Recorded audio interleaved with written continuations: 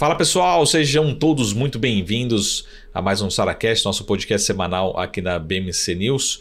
Hoje muito especial com o Odilon, que é responsável por estratégia e alocação em renda fixa, também em crédito privado na SWM. Muito obrigado, Odilon, pela presença. É um prazer estar aqui com você, Sara Vale e pessoal também. Enfim, é uma honra estar aqui falando sobre o mercado de renda fixa e crédito privado.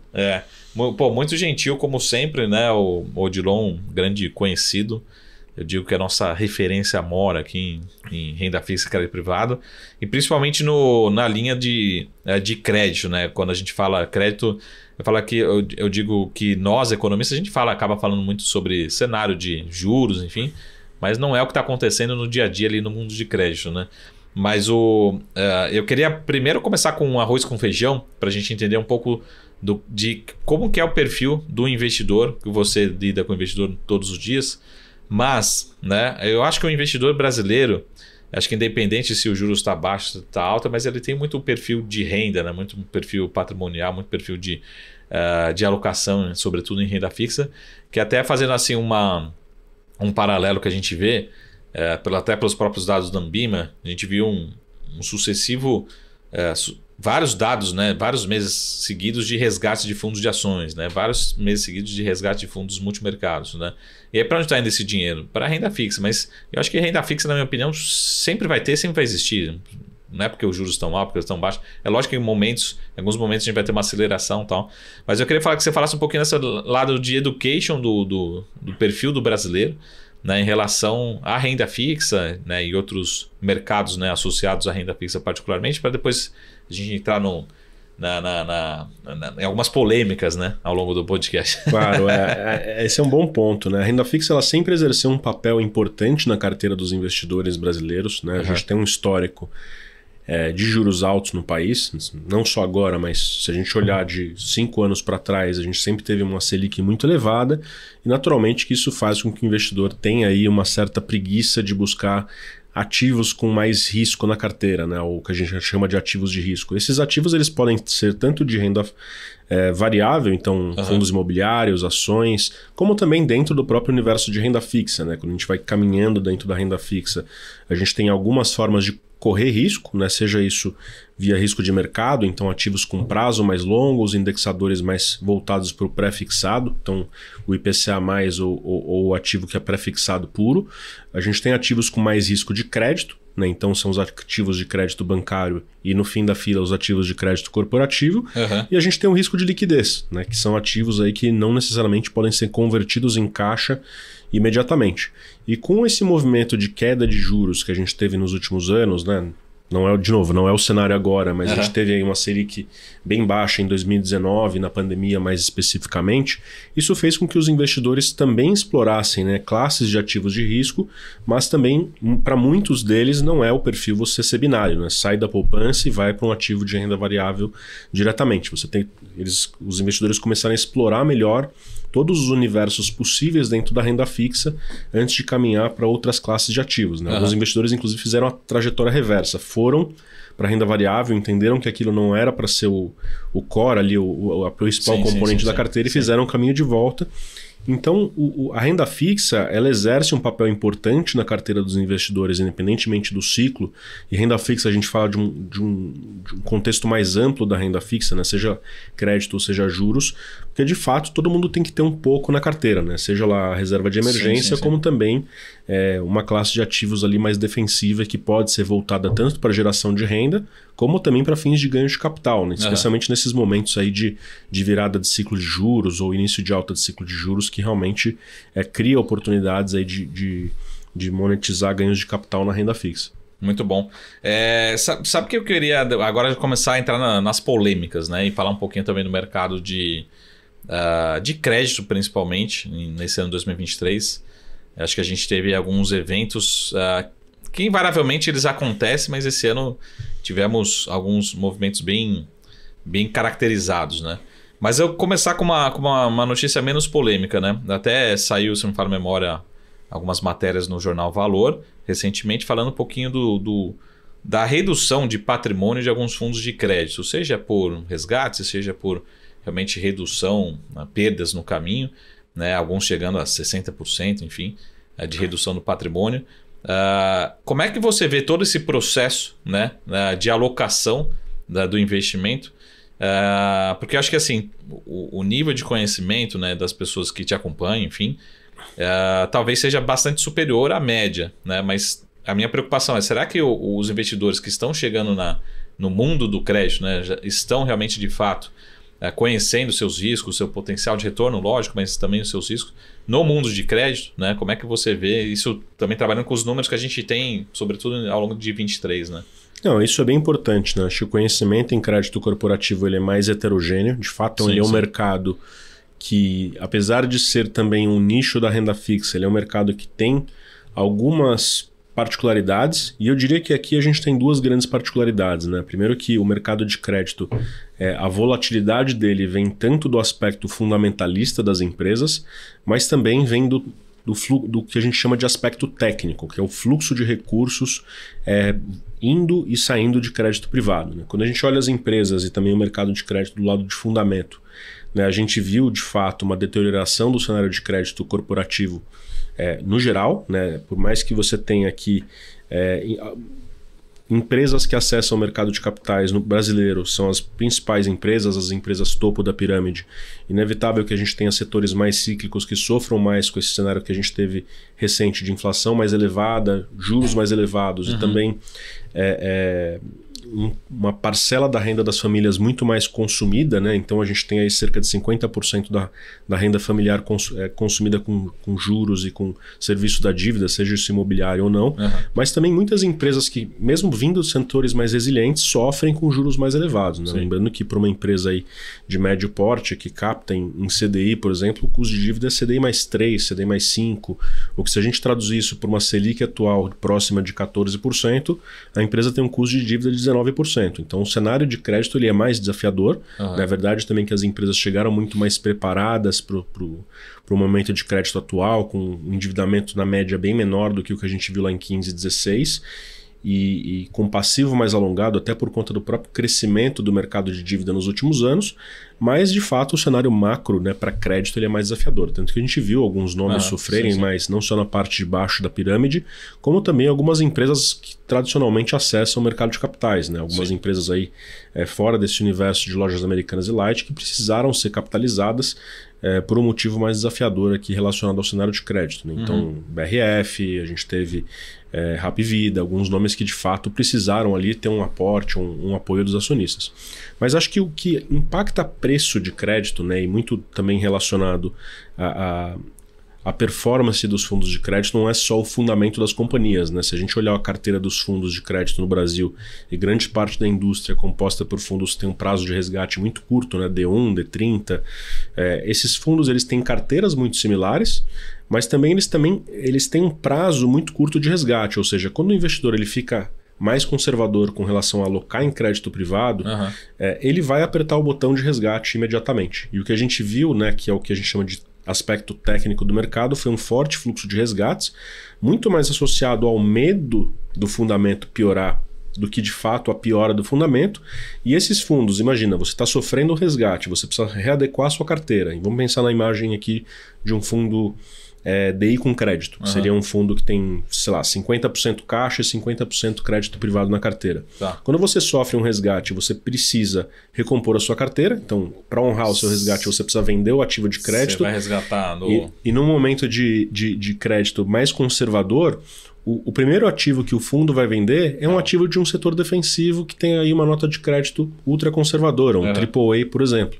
Então o que a gente viu foi uma reprecificação dos ativos de crédito, não só de setores mais cíclicos, empresas mais alavancadas ou empresas sujeitas a de fato terem aí uma deterioração do crédito, mas de todas as empresas como um todo, né? Então a gente viu um fluxo de resgate que acabou se retroalimentando, porque o investidor vê a cota negativa, né, do fundo sofrendo resgate, os ativos são marcados a mercado nesse universo aí de crédito mais conservador, que é o grosso da indústria, e ele continua resgatando. Então a gente viu um movimento que teve sim seu mérito o fundamento, mas teve muito algo relacionado ao aspecto técnico, né? Tanto que a gente viu aí um fluxo de resgate muito relevante em fevereiro, março, a gente começou a ver uma normalização disso em em abril, maio, e agora a gente volta a ter um fluxo que na média está 0 a 0, né? Se a gente olhar os dados de junho, mas tem asset, gestoras tomando resgate, gestoras captando recurso, mas a gente já começa a ver uma normalização mais expressiva, né? Isso para toda a indústria como um todo, né? Caramba. Eu vou fazer um resumo da sua fala aqui. Mas eu posso dizer que se tivermos realmente uma aceleração do mundo dos resgates, assim, o que acaba sobrando é um fundo ainda mais arriscado, no sentido assim, a primeira coisa que o gestor vai vender é aquilo que é mais líquido e talvez de melhor qualidade, ou é muito agressivo essa minha obviamente, o primeiro ativo, né? Essa é uma excelente pergunta. O que a gente vê os fundos rebalanceando as carteiras. Né? Naquele momento de necessidade imediata de honrar o resgate, ele vai vender o ativo que tem melhor qualidade de crédito. Obviamente que você não pode viver com uma carteira que é composta de caixa e ativos que tem um tempero maior, vamos colocar assim. Então, obviamente que os gestores vão rebalanceando essas carteiras gradualmente. Tanto que a gente viu, né, um aumento do prêmio de crédito para todos os ativos, sejam os conservadores e sejam os mais apimentados, e a gente começa a ver uma compressão dos prêmios dos ativos mais conservadores, e os ativos que são considerados mais high yield, né, dentro da carteira dos fundos, eles ainda têm um prêmio muito maior. Mas hoje a gente já vê um movimento de readequação, até porque não dá para você ter um fundo com prazo de resgate curto com uma carteira composta por ativos ilíquidos, né? Então, o processo de rebalanceamento ele acaba sendo mais gradual do que aquela venda ali, aquela venda spot de um ativo high grade, como o que a gente viu nos últimos momentos. Muito bom. Ô, Dilon, deixa eu só sair um pouquinho do Brasil, depois a gente volta para o Brasil. Mas eu queria um pouco da sua opinião. Existe uma provocação, né, que a gente viu a alguns grandes bancos, né, bancos regionais dos Estados Unidos, pedindo socorro, né, falta de liquidez, e aí dizem que se fossem bancos brasileiros não iria acontecer isso, né? E parte dizem que é uma gestão que faltou ali de crédito, ou de liquidez, de balanço, enfim, casar ativo com passivo, enfim. Você concorda com essa frase? Fala assim, pô, realmente talvez os bancos foram negligentes, esses bancos que quebraram, chegaram à insolvência, foram negligentes com algum ponto, né, que talvez aqui no Brasil a gente já esteja muito acostumado com oscilação de juros, enfim. Como é que você vê essa provocação, né, olhando para fora? Depois eu queria falar um pouquinho de outro ponto que é a parte de crédito lá fora, mas assim, olhando para essa gestão, né, dos balanços, né, como é que você vê essas provocações que tivemos ao longo desse ano, né? Esse é um bom ponto, né? A gente enxerga que os bancos lá fora tiveram de fato um movimento mais difícil de juros. Lá fora é mais comum você emprestar dinheiro pré-fixado e tomar dinheiro emprestado pré-fixado. E quando a gente empresta dinheiro, a gente empresta por um prazo muito mais longo do que a gente toma, né? E a gente viu esse movimento de alta de juros lá fora, diferentemente do Brasil, que está iniciando um ciclo de queda de juros lá fora, especialmente nos Estados Unidos, a gente está terminando um ciclo de alta. Então, de fato, né, bancos menores tiveram ali, especialmente bancos que fazem crédito imobiliário, que tem ali uma carteira um pouco mais longa de crédito, sofrendo um pouco mais. Obviamente que o mercado lá fora ele é muito mais desconcentrado do que o mercado brasileiro, então não houve uma quebra generalizada, mas sim, de fato, a gente teve algumas instituições de médio porte que sofreram aí, especialmente com esse descasamento entre juros altos do lado do passivo, né, que você já incorpora aquela alta dos juros por conta da elevação ali da Fed Funds, mas com uma carteira de crédito predominantemente com juros muito baixos, né? Então, lembrando que grande parte desses créditos eles foram concedidos quando a Fed Funds ali estava zero, né? Então, acho que essas quebras aí, ou esses eventos de crédito que a gente teve nas instituições americanas foram pontuais, mas de fato eles exemplificam ali essa dificuldade que algumas instituições específicas tiveram na hora de adequar ali a sua gestão de ativos e passivos. Muito bom. E aí, mantendo um pouco lá fora e aqui dentro, eu acho que o brasileiro, depois você me corrige se estiver errado, assim, mas até por conta de plataformas, enfim, outros acessos, começa a acessar de uma forma mais ativa esse mercado de crédito, até de empresas brasileiras, né, de bons de empresas lá fora. E aí, eu queria que você explorasse um pouquinho disso, mas no sentido assim, pô, invariavelmente eu vou ser super radical, assim. Aparece lá, o pessoal me liga para você e fala assim, pô, Odilon, apareceu aqui o bonde da Azul que está pagando 30% em dólar, né? Então, qual que é o recado, né, que a gente vê? Pode ser uma oportunidade, pode ser risco, como medir, né, essa renda fixa, que a gente começa a acessar essa renda fixa em dólar, né? Mas talvez o brasileiro não esteja acostumado por ser um conceito de 100% pré-fixado, enfim. Como é que essa leitura dessa diversificação da renda fixa agora dolarizada, né? Talvez fique mais mais comum, né? Mais rotineiro dentro dos portfólios. Não, perfeito. Assim como a gente teve o ciclo de aprofundamento no mercado de crédito local, então o acesso a debêntures, CRIs e CRAs ele é bem amplo, de fato a gente tem visto um interesse muito maior do brasileiro, especialmente depois da troca de governo atual, por realmente se apropriar aí de oportunidades no mercado offshore. É importante trazer que o mercado offshore ele tem uma dinâmica de preço bem diferente do mercado local e bolsos, né, investidores que acessam esse mercado que são muito diferentes. Então, assim, o mercado lá fora brasileiro ele é um mercado high yield, ou seja, o Brasil tem uma nota de crédito duplo B+, o que seria um duplo B-, né? Então é uma nota que é abaixo do que seria o investment grade lá fora. Então já é um nicho, um mercado mais exótico sob a ótica dos investidores internacionais. Mas quando a gente olha o investidor brasileiro comprando bons de empresa lá fora, né, a gente tem aqui uma dinâmica diferente. Né? A curva de juros lá fora, ou o que compõe a taxa de um título lá fora, é composto por alguns... tem 3 elementos, basicamente. A gente tem juros americanos, mais um prêmio de risco Brasil, que é o que a gente chama de CDS, que é o Credit Default Swap, e mais o risco de crédito daquela empresa. Então são 3 dinâmicas conjuntas que impactam aqui a precificação dos títulos. Né? Então, obviamente, quando a gente vê um título pagando dólar mais 20 ou dólar mais 30, a gente está falando de algo próximo de 4 ou 5% relacionado a juros americanos, mais 1 a 1,5% relacionado a risco Brasil e mais ali um percentual relacionado ao preço daquele título. Então, é importante trazer que aqui o risco de crédito ele é bem mais precificado, porque lá fora quem acessa o mercado são investidores institucionais e eles são mais conservadores, não só em investir em Brasil por ser esse mercado exótico, mas também investir no nome exótico, no mercado que já é exótico, exige-se ali um prêmio de crédito bem mais elevado. Então, e também as empresas que acessam o mercado offshore não são tanto aquelas empresas topo de pirâmide como no caso brasileiro. Né? O investidor, não só norte-americano, mas o investidor institucional que compra títulos offshore, ele tradicionalmente é um investidor um pouco mais complexo. Então existem bolsos para o universo high grade, então nomes mais conservadores mesmo dentro desse ecossistema brasileiro, mas também nomes mais apimentados. Por exemplo, empresas aéreas não fazem emissão no mercado doméstico, mas elas fazem emissão no mercado offshore com uma certa recorrência. Então, você consegue encontrar um universo investível muito grande e a recomendação é muito simples, né? Assim, o que a gente tem que olhar em renda fixa, assim como a gente olha no mercado de ações, é a relação risco-retorno. Será que aquele risco que eu estou correndo, ele compensa financeiramente, de fato, tomar um dólar mais 30? Qual que é a probabilidade implícita ali de tomar um calote naquela emissão? E obviamente que aquilo entra no preço, né? Em renda fixa tudo entra na taxa. Então o que a gente entende é que assim, vale a pena sim explorar esse espectro de diversificação, especialmente em nomes mais high yield, mas tem que ir com calma, não dá para olhar só a taxa sem olhar o risco.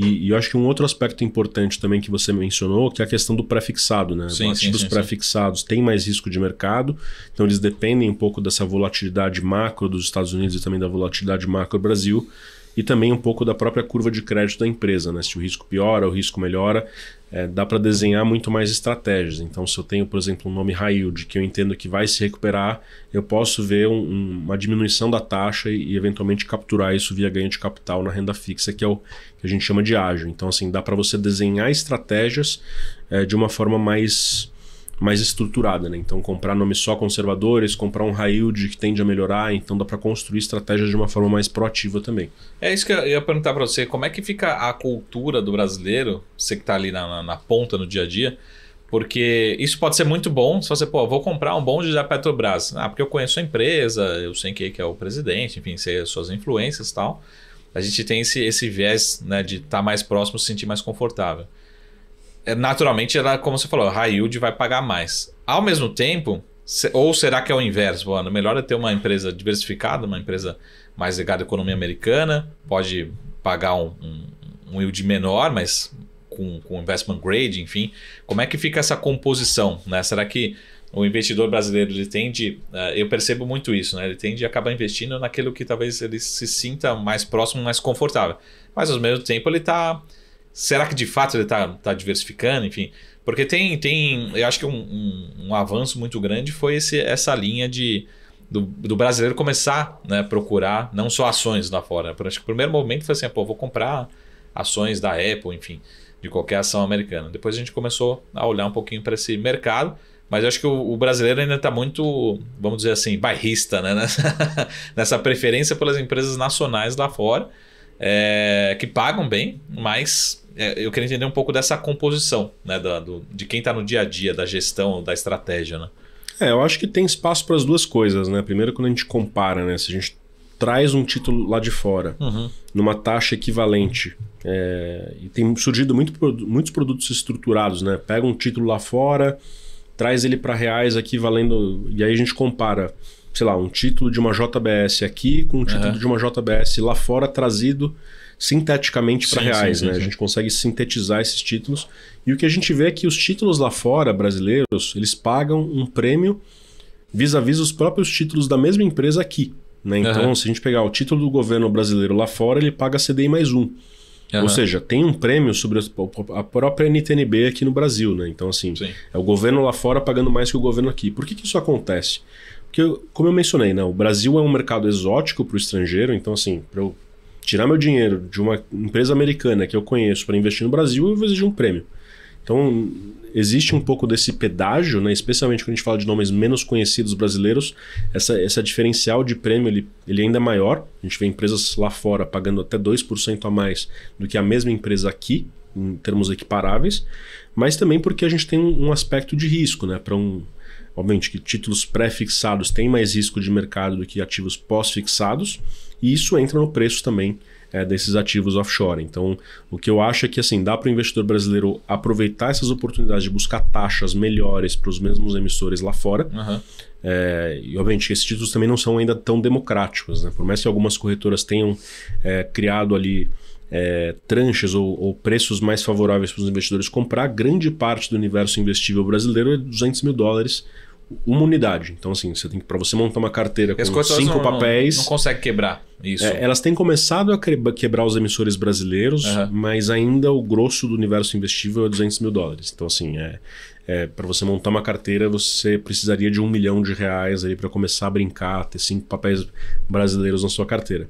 Ao passo que quando a gente fala de a oportunidade de diversificação, também ela se dá em investir em outros países. Então, além do país Brasil, existe todo o universo latino, né? Então México paga super bem e tem um universo investível bem grande, e tem taxas até mais atrativas do que o Brasil por conta do cenário macro mais desafiador por lá, político também. E também a gente tem outros países que são bem consolidados, né? Colômbia, Chile, que também tem uma quantidade de emissores razoáveis. E também, obviamente, se o objetivo é sair do seu universo investível e buscar uma diversificação full, você consegue acessar o mercado high grade, até mesmo o mercado high yield norte-americano e de outros países, né? Então, e aqui sim, o denomination dos papéis acaba sendo menor do que o denomination de um papel brasileiro. Então, assim, você comprar um título de um banco americano que no limite é quase risco soberano, mais um pequeno prêmio, se a gente pensa numa instituição sistemicamente importante, como um Goldman Sachs, um Morgan Stanley, é uma forma interessante de acessar o mercado americano também. Tá? Então, realmente, acho que dá para ter um pouco das duas estratégias aqui na carteira dos investidores. Mas é natural, quando a gente olha a carteira de um investidor brasileiro, a gente tem esse viés mais bairrista. Muito bom. E uma última pergunta antes do primeiro bloco, é a influência que você tem, assim, por exemplo... Existe alguma uma correlação direta ou existe um comportamento independente dos bondes, né, dos títulos lá fora? É que a gente difícil comparar aqui, por exemplo, com uma renda fixa aqui dentro. Por exemplo, renda fixa aqui dentro tende a ser mais volátil ou tende tudo a precificar um risco país, enfim. Ou pode haver em algum momento distorções, né, como eu falei aqui da Azul. O Azul foi um exemplo, né, companhia aérea, uma distorção lá fora. Como é que fica essa relação do que vamos dizer assim, renda fixa lá fora, renda fixa aqui dentro, mas comparáveis, da mesma empresa, ou sei lá, título brasileiro aqui e lá fora, né? Título internacional. Lá fora os ativos são realmente marcados a mercado, né? Não existe ali uma proxy para marcação a mercado, que seria Ambima, ou marcação na curva, que é o que os investidores veem aí, seja nos fundos ou seja nas carteiras aí que são geridas diretamente. E lá fora existe de fato uma marcação a mercado. O que eu digo é que existe uma maturidade do investidor de entender a volatilidade. Legal. Que lá fora é maior do que aqui por conta dos ativos mais prés do que pós-fixados, mas em ambos os mercados existe volatilidade. E sim, a gente tem ciclos de crédito diferentes, né? A gente tem um cenário aqui no Brasil. A gente tem um momento de crédito que é ruim, mas que está melhorando, especialmente por conta dos juros caindo à frente. E lá fora a gente tem um cenário de ciclo de crédito mais ambíguo, né? A gente está no início de um ciclo de alta de juros. Então é um mercado que é mais profundo em termos de captação, mas a gente tem momentos de crédito diferentes e isso gera fluxos diferentes, né? Então aqui a gente está começando a ter um fluxo que volta a ficar gradualmente comprador em renda fixa, não é que está comprador, mas está normalizando, e lá fora a gente teve um fluxo também intenso de resgate, mas não é sempre que isso, os dois fluxos de recursos estão caminhando na mesma toada, né? Então a gente vê sim precificações do mesmo ativo, por exemplo, lá fora está abrindo a taxa e aqui dentro está diminuindo a taxa por motivos distintos, justamente porque um ativo é a soma de vários riscos embutidos, né? Inclusive o próprio risco de crédito. Inclusive existem, né, casas e inclusive a gente explora um pouco isso na SWM de buscar estratégias diferentes. Por exemplo, uma nota estruturada da Simpar lá fora paga um pouco mais do que um CRA ou um CRI da Simpar aqui no Brasil. Então assim, existem momentos até de explorar essas arbitragens entre lá fora e aqui. Pô, muito bom. Bom, Odilon, obrigado pela aula. A gente vai fazer um rápido intervalo. Daqui a pouquinho a gente volta com o Odilon Costa, que é estrategista-chefe e de crédito privado e renda fixa da SWM. Daqui a pouco a gente volta com o nosso SaraCast. Até mais. Até mais.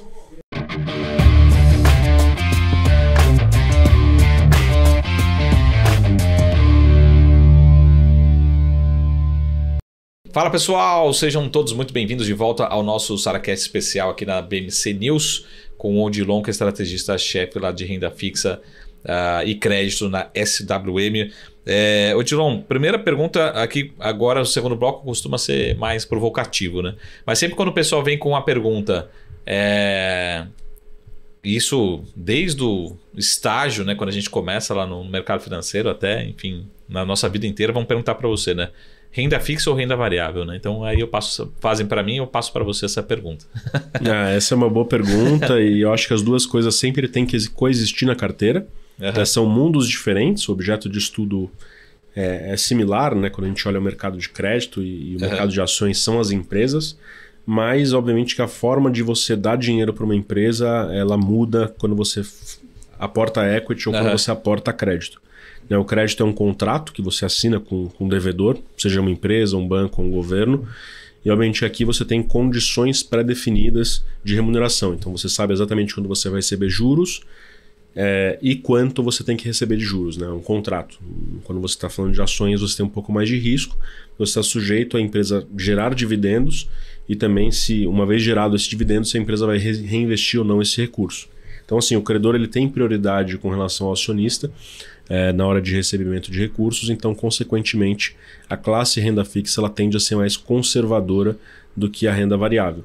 Mas eu acho que assim, isso depende muito de perfil de risco, quanto cada um vai ter na carteira de renda fixa e quanto cada um vai ter na carteira de renda variável, mas eu acho que são coisas que devem sim coexistir. Né? Não acho que um mercado deve competir diretamente com o outro. Mas até defendendo aqui, levantando a bola para você.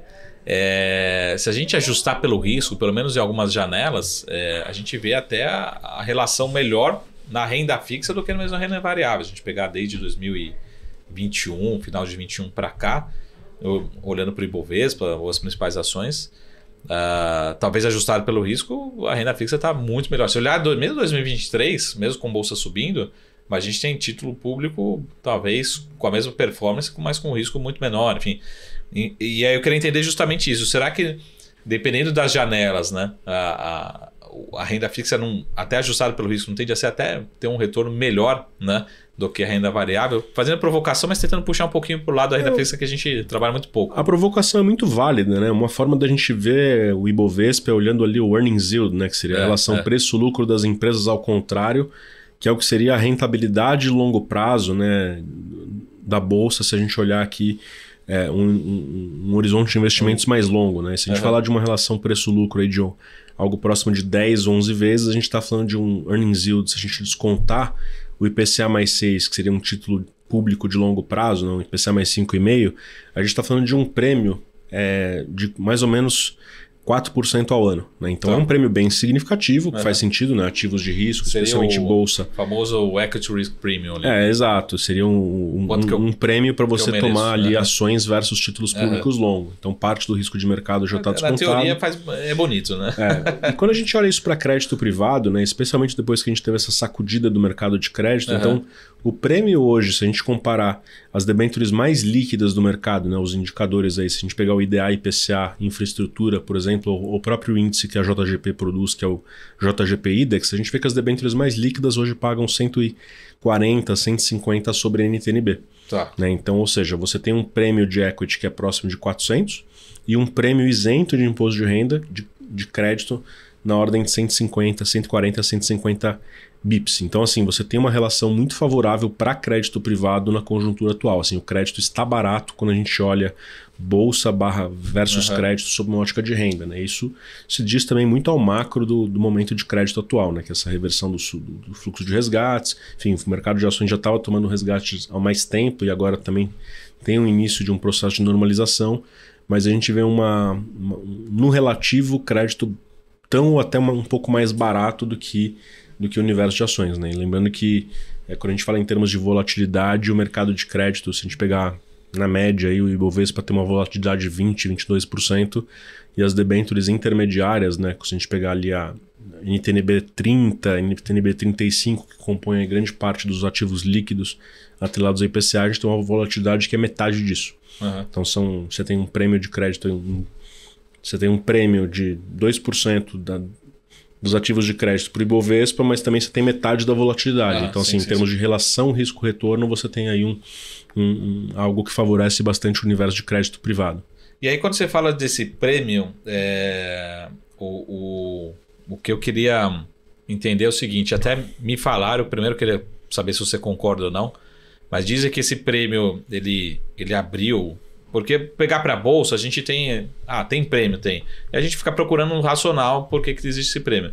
Eu quero entender assim, no mundo do crédito, dizem que foi muito um efeito Americanas, né? Mas me falaram também que o prêmio abriu ainda mais, ou até foi mais impactado no efeito light do que no efeito Americanas. Então, queria entender se realmente são esses fatores ou tem outros fatores. E se você concorda, se realmente a Light... Porque a minha segunda pergunta dentro desse contexto também é assim... Por que a Light teve um efeito tão grande ou até vezes maior do que a Americanas, né? E a minha percepção é, Americanas ali, beleza, tá todo mundo entendendo, mas logo na sequência vem um outro caso, parece que é a soma, né, dos fatores. Então eu queria entender justamente isso. Foi só Americanas e Light ou tem outros fatores? Esse prêmio tá aberto? E segundo, se realmente foi Light, né, que assustou mais o mercado de crédito, né? Eu acho que os dois papéis assustaram bastante o mercado de crédito, mas eu acho que Light foi um pouco mais impactante do que Americanas. Eu concordo com você nessa, porque Lojas Americanas, né, foi o primeiro evento, foi, se eu não me engano, no dia 10 ali de janeiro, e ali ficou muito claro, né, que assim, por mais que tenha sido uma empresa AAA do varejo, né, que já é um setor mais cíclico por natureza, o caso ali foi fraude e não algo relacionado ao macro mais desafiador. Então não teve nada a ver com o macro. E também teve uma diferença que foi associada a quem investe em lojas americanas. Assim, o universo investível de lojas americanas era predominantemente composto ali por debêntures institucionais, então só os investidores institucionais tinham lojas americanas nas suas carteiras. Até existia um CRA, né, um CRA de hortifruti, que foi uma empresa que foi incorporada nas lojas americanas, mas era uma emissão pequena, de menos de 200 milhões de reais e que tinham poucos investidores ali expostos no papel. Quando a gente fala de lojas de Light, né, que aconteceu um pouquinho depois, e de novo, foi risco de fraude é uma coisa e risco de crédito acaba sendo outra. A gente teve um início de um processo de resgate bastante relevante, mas acho que Light teve um choque maior para o mercado, porque Light estava presente não só na carteira dos fundos, né, os investidores institucionais, como também no mercado de varejo. Né? Então o investidor pessoa física tinha uma exposição relevante ao caso da Light. Né? Se a gente pegar aí da dívida da companhia, cerca de 3 bi estavam investidores de varejo direto ali comprando os ativos, né? Então, tanto o investidor com perfil mais private como o investidor de varejo, né? Tanto que o plano de recuperação da companhia até prevê ali uma saída diferente para os investidores de varejo do que para os demais investidores. E isso com base no tamanho do ticket. Então, assim, quando você toma um default, você fica mais assustado, né? E isso fez com que a gente tivesse um fluxo de resgate, enfim, muito mais do que o fundamento de crédito. E Light não foi um caso de fraude como lojas americanas, foi muito chocante, né? A gente teve, de fato, todo mundo sabia do problema das perdas da Light, sabia que a empresa estava com problema de caixa, a companhia já vinha comunicando que não ia renovar o contrato de concessão sem que houvesse ali uma conversa com o órgão regulador, e os credores também estavam esperando muito um desfecho dessa conversa com o regulador antes de até ter uma reestruturação financeira, né, um reperfilamento de dívidas, e aconteceu o que aconteceu, né? E ali todo o processo de comunicação da empresa com o mercado não foi muito transparente, né? A empresa não respondeu os credores, de repente veio com um pedido de recuperação judicial. Então tudo isso chocou um pouco mais o mercado e trouxe ali um fluxo de resgates ainda mais intenso, né? Então já tinha acontecido alguma coisa e aconteceu outra. De novo, são coisas que não têm a ver com macro e foram duas fatalidades distintas, mas acho que a sequência, né? Sim. O fato de ter vindo logo depois e de ter as pessoas físicas alocadas em lojas em Light, de fato trouxe ali um conservadorismo muito maior para o mercado e, consequentemente, isso se reflete em mais resgate para os fundos de investimento. Mas isso traz alguma mudança na prática para o gestor, principalmente para você, no sentido assim, pô, daqui para frente, pelo menos no curto prazo, né? Eu vou pegar um exemplo que aconteceu comigo no mundo do equity, né? Pô, veio ali o Covid, pô, você não sabe o que fazer. Você fala, pô, tô apanhando aqui de todos os lados, e vou fazer uma carteira aqui conservadora, né? Vou só colocar uma empresa de energia aqui, pelo menos para reduzir a volatilidade. Como é que fica o gestor no dia a dia, no sentido assim, pô, eu vou ter que ter mais conservadorismo na carteira, é melhor eu me proteger. É lógico que fraude esperamos que não aconteça todos os dias, né, no caso das lojas americanas.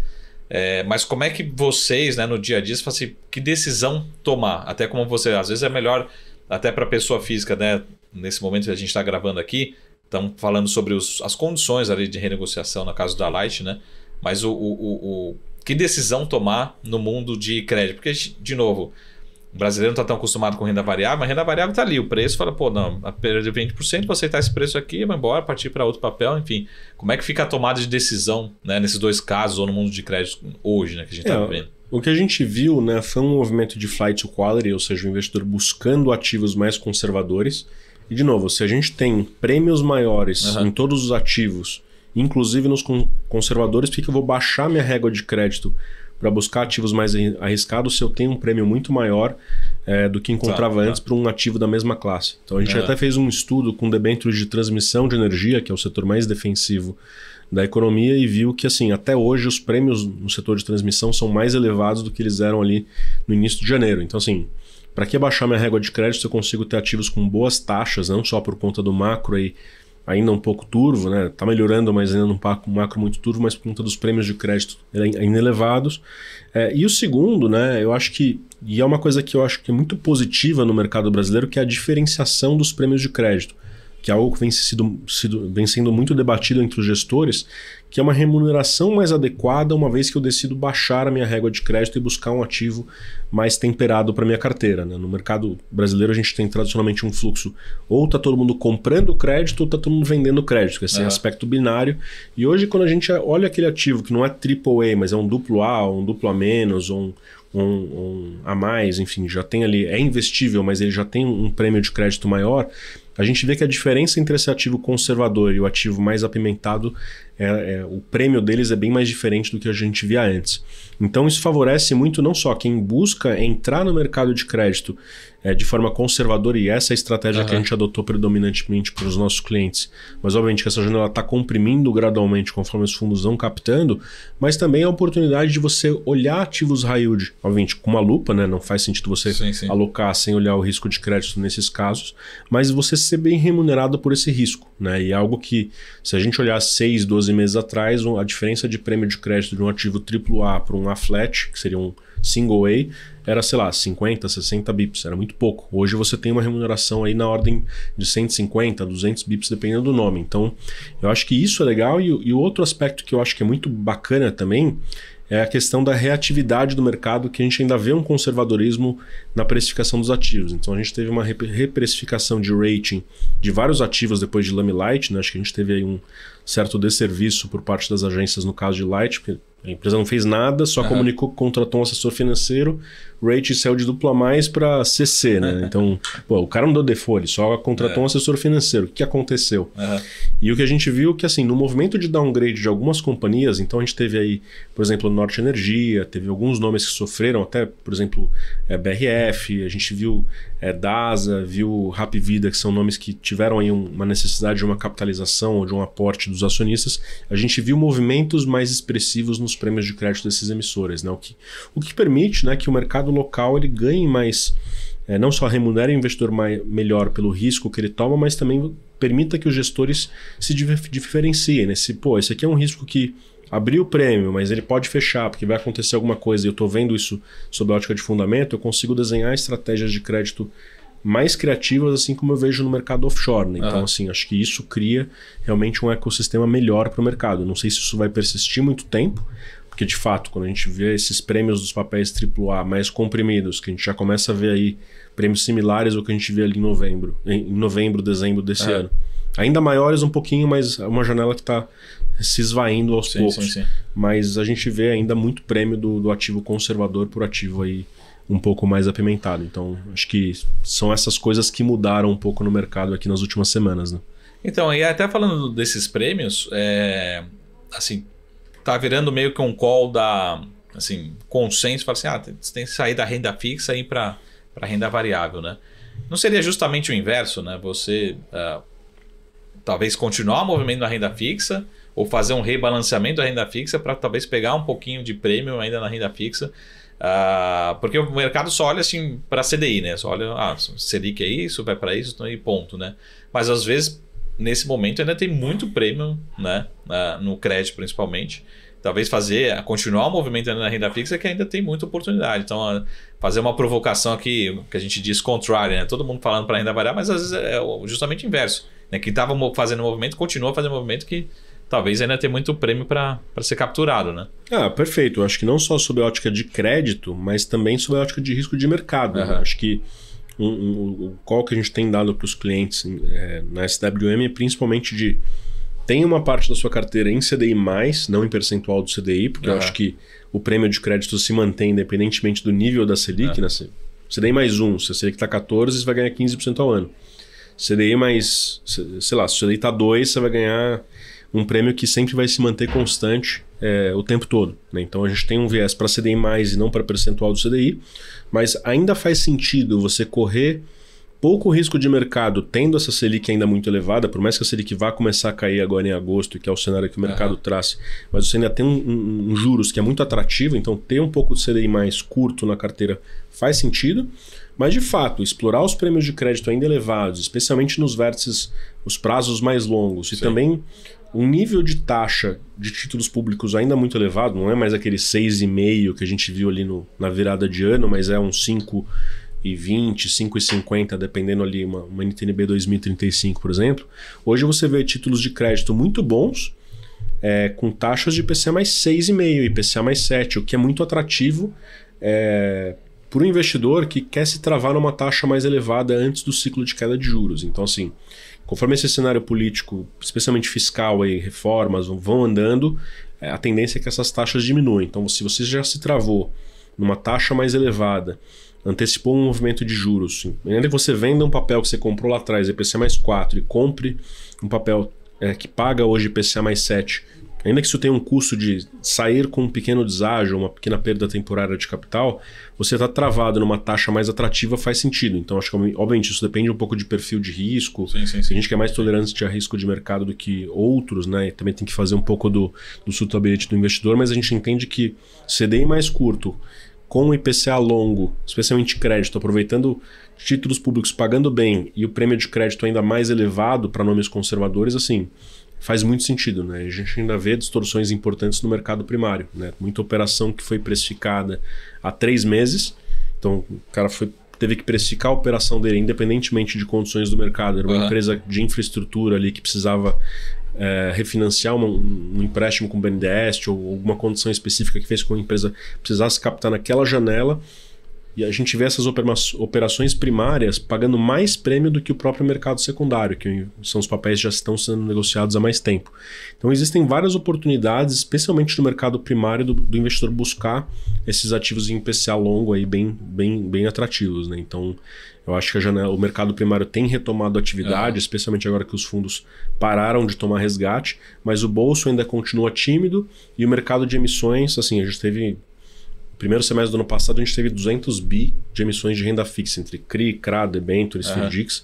Esse ano a gente teve algo próximo de 120. Quer dizer, existe um gap de financiamento de 80 bi, que são emissões que foram represadas. Quer dizer, a necessidade de financiamento das próprias empresas. Então, assim, a necessidade de dinheiro é alta e o bolso ainda está tímido. Então, assim, o mercado primário ainda ele está caminhando para uma normalização, mas os prêmios que a gente vê no mercado primário ainda são muito relevantes. Então, assim, é uma oportunidade de você surfar aqui um pouco do restinho do ciclo de Selic alta e também buscar esses prêmios atrativos aqui no IPCA mais longo, né? Muito bom. A gente falou muito sobre crédito, mas só para entender, você acha que tem ainda prêmio para quem está investindo em título público? Vou te dar até estar fazendo umas contas aqui simples, mas o estrangeiro que comprou um título público no começo do ano, né, exagerando os números, né, mas se pegar a valorização do câmbio, mais anualizar o ganho deles, os ganhos chegam quase a 100%, né, não, assim, exagerando, né, mas o ganho que ele teve com o fechamento da curva, mais o câmbio, enfim, se a gente anualizar, né, que ele ganhou. Então a pergunta é, olhando para quem investe ali no título público, que eu sei que tem muita pessoa física também que gosta de fazer esse trade, né? Sim. Ainda tem prêmio? Ainda ou você acha que o mercado já precificou o que pode ser a Selic no final de 2024, enfim, ou cenário de inflação também? Eu acho que o cenário para 2024 está bem consolidado, né? Acho que a gente tem aí todo esse aspecto PIB forte no agro, mas indústria e serviços muito fraco, e inflação também cada vez mais fraca, não só acumulada, mas a projetada pelo mercado. Então são duas coisas que favorecem esse ciclo de queda da Selic. E me parece bem razoável essa Selic aí próxima de 9%, 9,5% ali em meados para o final de 2024. Então assim, essa oportunidade de buscar títulos pré-fixados, né, seja IPCA ou seja atrelado à inflação. E o estrangeiro gosta muito de pré, né? Porque assim, o pré lá fora, o cara associa o pré aqui. Eu acho que existe talvez um pouco de prêmio nos prés mais longos, que hoje pagam até um pouco mais do que os prés mais curtos, porque ninguém vai acertar a Selic para 2027, 2028. Mas a Selic de 2024 a gente dá um chute educado e normalmente não fica muito longe, né? Então, assim, existe sim um potencial upside, especialmente se essas reformas andarem, né? Especialmente a reforma tributária, que, de novo, vai e volta, tem uma polêmica aqui, uma polêmica ali, mas assim, hoje o que tem precificado na curva de juros é uma probabilidade da reforma passar em bons termos, tanto o arcabouço fiscal como a reforma tributária, mas uma vez que essas duas coisas se materializem, eu acho que o trade está muito mais nesses dois calls e também no início do ciclo de queda de juros nos Estados Unidos, né? Assim, a gente vai ter uma ou duas altas e acho que quanto mais a gente chegar nesse pico de juros nos Estados Unidos e começar a ver um cenário de queda, isso traz aí um potencial de destravamento para os papéis mais longos no Brasil. Então assim, para eventualmente ter uma oportunidade pré-fixada na carteira, faz sentido ter o pré mais longo do que o pré curto. Eu acho que na parte curta da curva a gente já tem... Dificilmente a gente vai falar em Selic a 7, 8 no curto prazo. Sim. Né? Mas eu acho que colhendo para vértices mais longos, acho que essa questão política ela tende a favorecer essa agenda fiscal aí, essa pauta fiscal ela pode sim ajudar o investidor a ter algum prêmio na parte pré da curva, sim. Muito bom. Pô, Odilon, muito gentil, muito obrigado pela aula aqui no nosso SaraCast de hoje. Queria aproveitar e deixar as suas redes sociais, enfim, como o pessoal te acha, o da SWM, enfim, como te encontrar aí, LinkedIn, Twitter, enfim, como o pessoal te encontra. E também para acompanhar também seus relatórios, enfim, seus calls também, principalmente. Não, legal. Eu estou bem ativo no LinkedIn, né? Eu uso bem mais do que o Twitter e o Instagram, especialmente para o lado profissional, e eu estou sempre aberto aí para quem quiser entrar em contato comigo, enfim, tirar alguma dúvida sobre o mercado. E, Saravalha, é um grande prazer estar aqui com vocês, falando sobre o mercado de renda fixa, que ele é bem mais amplo do que parece na prática, né? A gente falou muita coisa aqui hoje, mas assim, eu estou sempre à disposição para o que vocês precisarem. Realmente foi um prazer enorme estar aqui contigo e com o nosso público. Muito bom. Odilon Costa, é assim que a gente te encontra lá no... Perfeito. No LinkedIn, né? Exatamente. Você publica uma recorrência assim, toda segunda? A gente tem um relatório de estratégia de renda fixa mensal e também a gente tem alguns conteúdos mais específicos para clientes. Tá, muito bom. Pô, muito obrigado, Odilon. Vamos marcar mais vezes, né? Não vamos esperar novas americanas, né? Novas lights, né? Num mercado um pouco mais tranquilo. Muito gentil. E o canal está 100% aberto aí, quando precisar também venha passar um recado aqui para a gente. Maravilha, muito obrigado. Muito obrigado. Esse foi o nosso SaraCast especial aqui com o Odilon Costa, estrategista-chefe lá de renda fixa e crédito da SWM. Sigam ele no LinkedIn e a gente se vê aqui na semana que vem. Até mais. Tchau.